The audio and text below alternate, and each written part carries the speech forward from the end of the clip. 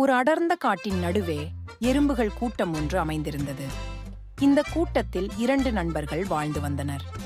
அவர்கள் எப்போதும் ஒழுக்கத்துடன் செயல்பட்டு தங்கள் வேலைகளை முழுமையாகச் செய்யும் குணம் கொண்டவர்கள்.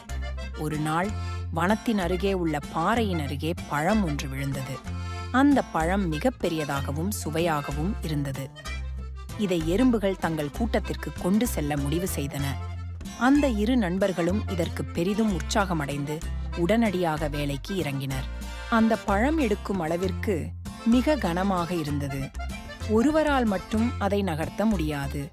அதனால் அவர்கள் ஒருவருக்கொருவர் உதவி செய்ய ஆரம்பித்தனர். ஒருவரால் பழத்தை தூக்கிச் செலுத்தும் போது மற்றொருவர் வழியிலுள்ள கற்களையும் இலைகளையும் தள்ளி பாதையை சுத்தம் செய்தார். திடீரென்று மழை பெய்யத் தொடங்கியது. நிலம் இழுத்துக்கொண்டது.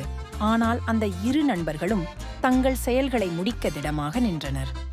ஒருவரை ஒருவர் ஊக்குவித்து நாம் இது முடிக்க வேண்டும் என்று உறுதி கொண்டனர்.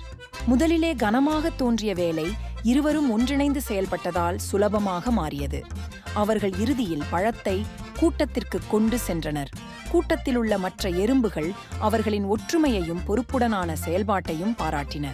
இந்த சம்பவம் ஒழுக்கமும் ஒற்றுமையும் கொண்டால் எந்த சிக்கலையும் கடந்து செல்ல முடியும் என்பதை காட்டியது. அந்த 2 நண்பர்களும் ஒற்றுமையின் மூலம் வெற்றியை பெற்றதால் அவர்களின் நட்பு மேலும் உறுதியானது.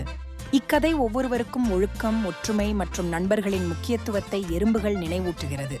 நாமும் இதுபோல் ஒற்றுமையுடன் வாழ்வோம்.